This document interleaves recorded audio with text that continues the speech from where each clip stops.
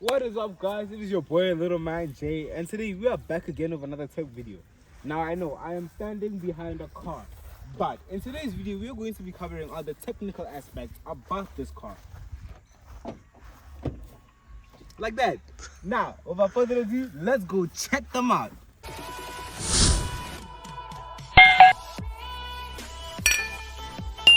Okay, so starting off, we have rear collision and forward collision. So basically, in a nutshell, what that is, although it's kind of in the name, rear collision involves when like you're backing into someone, right? So you're on reverse and you're backing up, but you don't see how close that car behind you is. The rear collision will actually stop the car for you. Although I kind of don't like how aggressive it is when it actually does it, but it does stop it for you.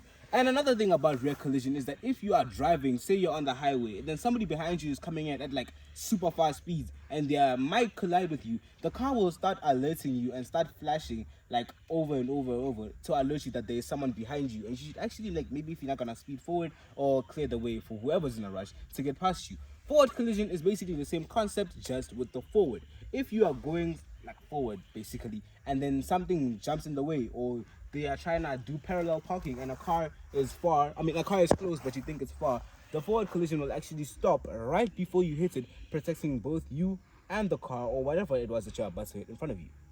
Secondly, lane keep assist. On the topic of driving, this car really does help you drive. Like, you see, before I get to lane keep assist, it's really important to add that if you're a first time driver, buying a vehicle like this will make your life very easy, but very hard if you were to ever find yourself in a car that does not have all the technology that this car has.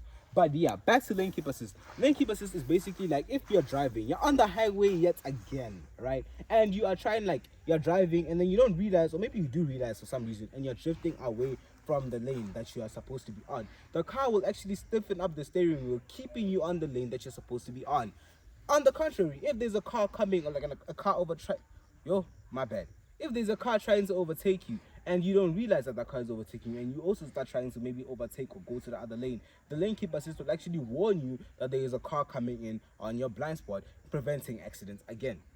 So, adaptive cruise control, which is basically semi-autonomous drive, occurs when you are cruising, right? You know, we all know about cruise control, right? Well, it occurs when you are cruising and you set your car at that specific speed that you wanted to cruise at. And then say there is a car that you are approaching that is in front of you.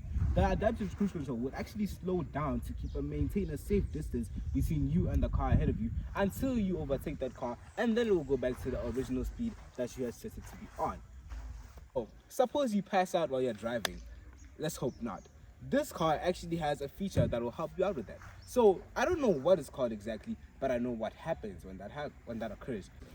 So let's think worst case scenario right now. Suppose you pass out while you're driving. The car actually has something for that too. So you see, the steering wheel basically acts as a sensor. So it can basically sense when your hands are on it. Whether you're here, anywhere on the steering wheel, it can feel it. So if you were to pass out or fall asleep while you're driving, the steering wheel would see that your hands are no longer on it, right? And then it will give you a warning on the dashboard telling you to put your hands back on the steering wheel. Where you fail to do that, it will start vibrating in hopes of trying to wake you up or jogging you out of whatever it's jogging you in, right? I know how this looks, right? The view, it looks like I'm doing a car review, but trust me, it is not. This is still a tech video because we are not here, we are actually here. Which leads me to the next thing that I want to talk about, which is this.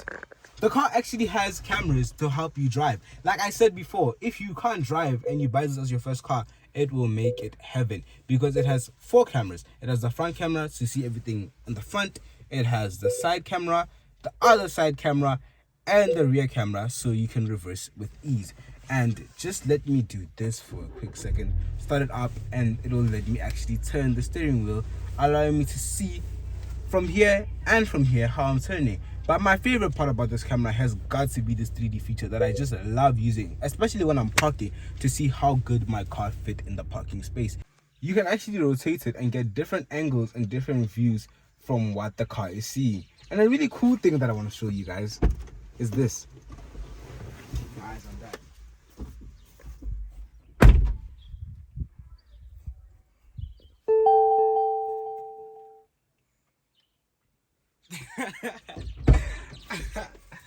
Nah, that's dope. I figured that out with my little brother when he showed up because Next up on the list is the infotainment system. This car supports Apple CarPlay, Android Auto, radio, multimedia, Bluetooth phone, system setting, vehicle setting, and picture, which I assume means that you can change the picture on it. But let me show you guys an example of Apple CarPlay.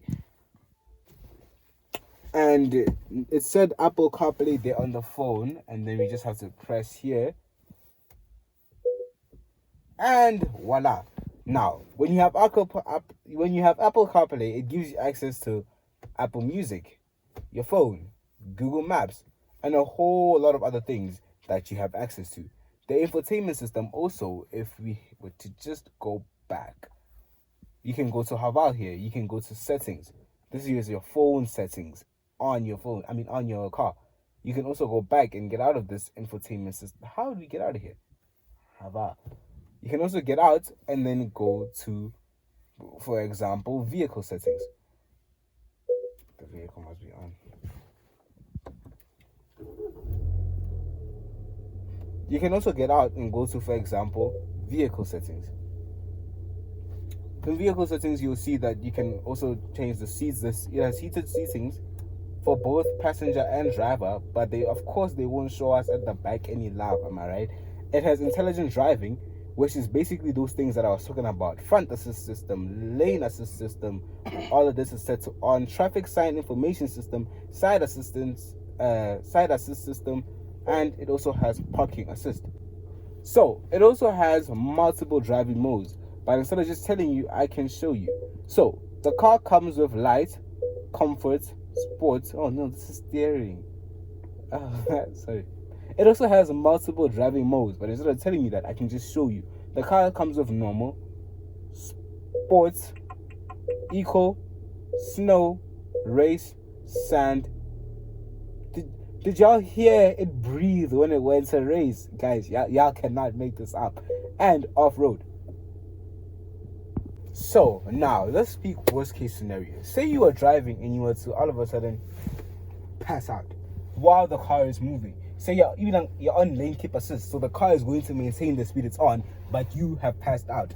This steering wheel actually works as a sensor, and it can feel whether your hands are on it or not. Whether they're here, wherever they are, it can feel it, right? So if your hands are to suddenly be off it because for some reason you have passed out, or maybe you've even fallen asleep, it will give you a warning right here telling you to put your hands back on the steering wheel. If you fail to do that, the car will begin vibrating. If the car starts vibrating and you don't put your hands on the steering wheel, by the way, the vibrating is basically it trying to wake you up in case that's a problem. But if the car starts vibrating and you don't wake up and you still don't put your hands on the steering wheel, it will begin looking for a place to stop. Once it finds a place to stop, it will back up. No, even it will start slowing down until it finds a place to stop, like on the barrier line or on the side of the road, or even like where we are right now, like on some random place where it's safe to stop. Once it finds a place to stop, it will start flashing lights, doing all that stuff.